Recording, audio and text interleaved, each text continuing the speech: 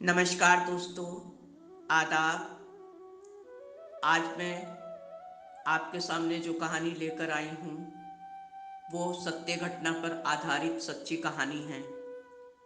किन्हीं कारणोंवश पात्रों के नाम बदल दिए गए हैं। ये कहानी एक ऐसी महिला की कहानी है जो आज भी अपने ससुराल में 40 वर्ष की हो जाने के बाद भी और 4 बच्चों की माँ हो जाने के बाद भी एक नारकीय और कश्मकश भरी जिंदगी जीने को मजबूर है। ममता बेहद खूबसूरत, मृदुभाषी व सुशील युवती थी। घर भर में वो सबकी दुलारी थी और होती भी क्यों ना, 2 भाई और 2 बहनों में वो सबसे छोटी थी और परिवार वालों में और उनके चाहने वालों में, सब रिश्तेदारों में वो सबका आंखों का तारा थी। पढ़ने में भी काफ़ी मेधावी छात्रा थी वो। स्कूल में टीचर्स, स्टूडेंट से लेकर वहाँ के वर्कर्स भी उसके कुशल व्यवहार और मृदु व्यवहार के कारण उसको बहुत चाहते थे। इसी वर्ष ममता ने इंटर पास किया था। अब स्कूल कॉलेजों में न्यू एडमिशन होना शुरू हो चुके थे। ममता के पिताजी ने शहर के एक बड़े कॉलेज में उसका एडमिशन करवा दिया था। ममता बहुत खुश थी इन बातों से। इसी बीच उसको कॉलेज आते जाते समय महसूस हुआ कि उसके मोहल्ले का एक लड़का लगातार आते जाते उसको बहुत ध्यान से देखता है और उसका पीछा भी करता है। पहले तो उसने कोई ध्यान ना दिया और उसने लड़के को यही जताया कि उसकी एक्टिविटी से वो अनजान है, लेकिन लड़का उसकी खामोशी को रजामंदी समझकर अब आते जाते रास्तों में उससे बात करने की भी कोशिश करने लगा।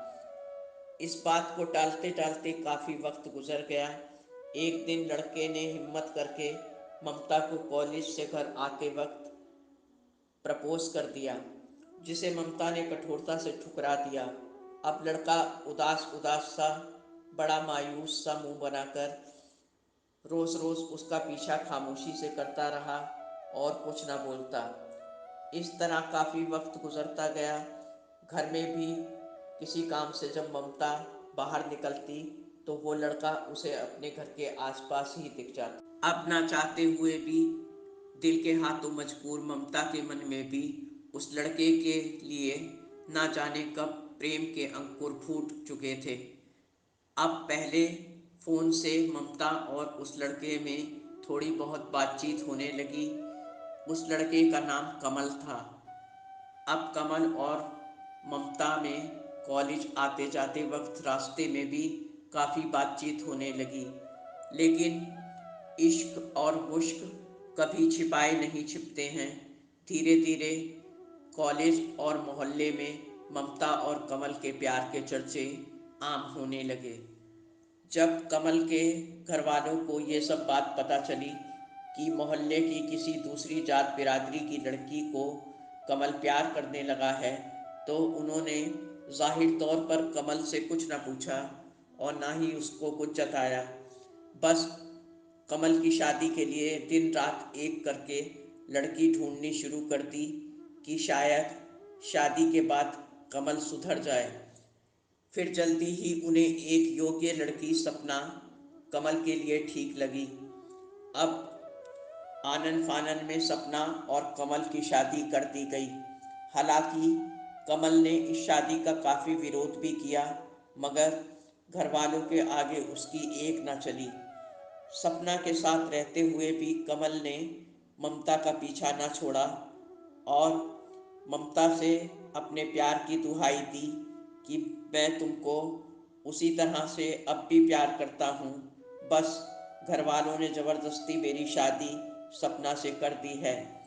तुम मेरे साथ दूसरे शहर भाग चलो, वहाँ हम शादी करके इन सब झमेलों से दूर होके अपनी अलग दुनिया बसा लेंगे।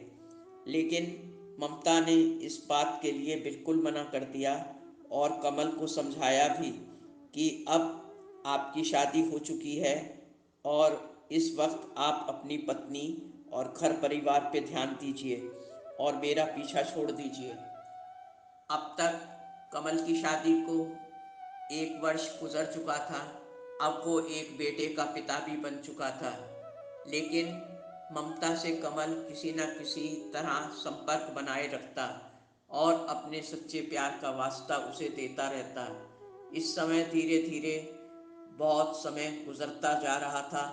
अब वो 2 बच्चों का पिता बन चुका था, लेकिन अपनी पत्नी सपना को ज़्यादातर उसके मैके में ही भेज देता।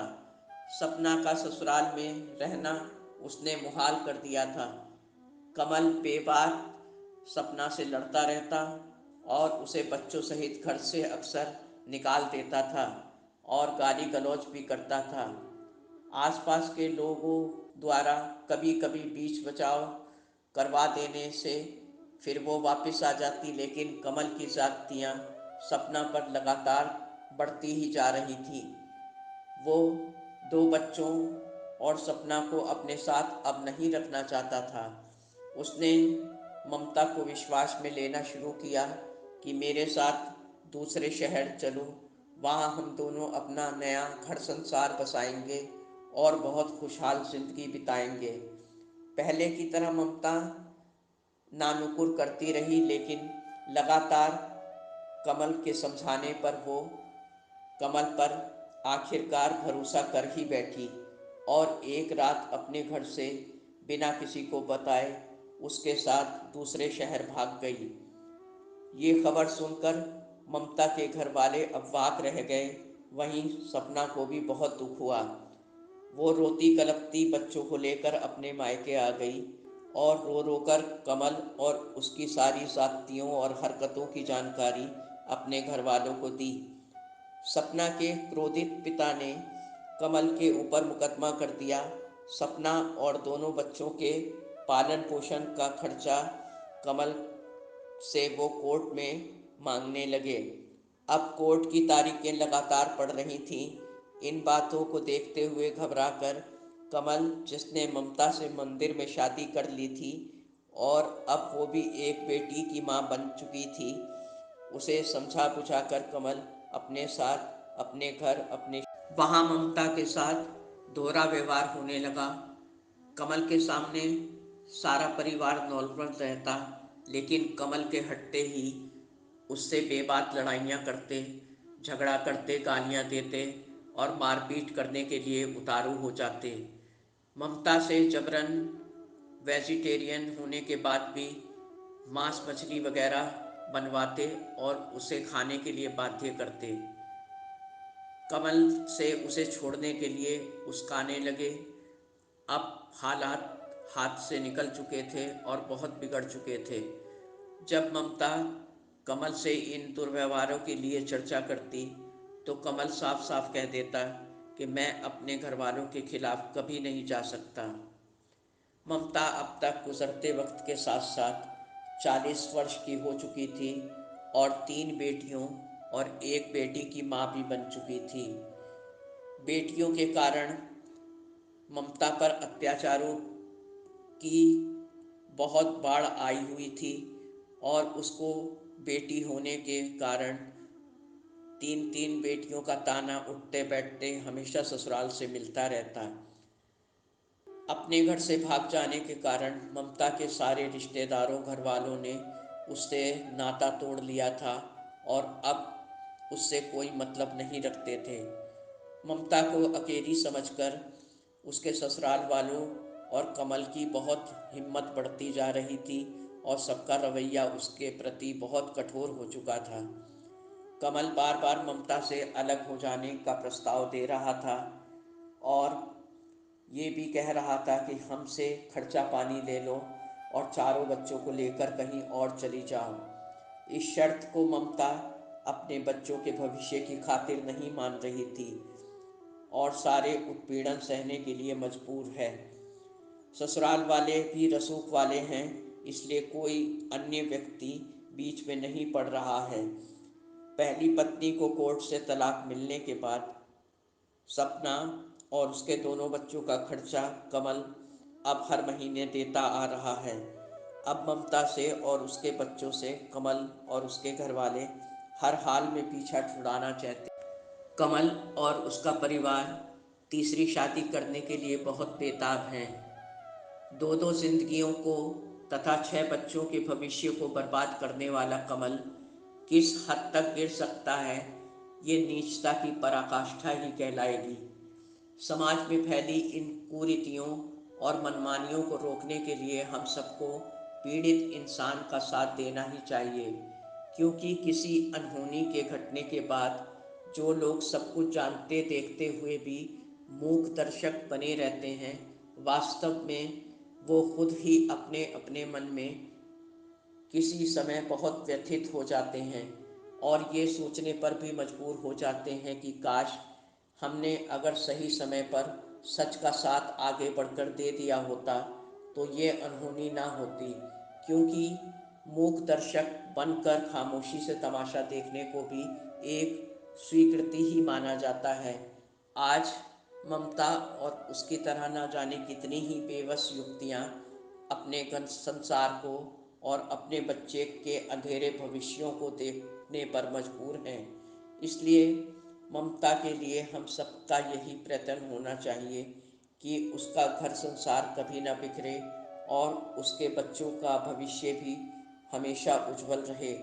और कमल को भी तीसरी शादी का ख्याल अपने दिल से निकाल देना चाहिए, क्योंकि ये उम्र का वो दौर है जो एक पति पत्नी को साथ रहने के लिए बाध्य करता है। ममता के साथ विश्वासघात कमल को अब नहीं करना चाहिए, जैसा कि उसने सपना के साथ भी किया था। दोस्तों, ये सच्चा किस्सा आज भी चीख चीख कर एक इंसाफ और अपने हक की भीख मांग रहा है। किसी के साथ बेइंसाफ़ी ना हो। सामाजिक व्यक्ति होने के कारण हम सबकी यही प्राथमिकता रहे तो उचित है। उम्मीद है आपको ये कहानी और इसके माध्यम से एक दर्द का एहसास हुआ होगा। दोस्तों, मेरे चैनल को सब्सक्राइब और वीडियो को लाइक करना ना भूलें। हमेशा खुश रहें। आपकी अपनी जैस्मीन।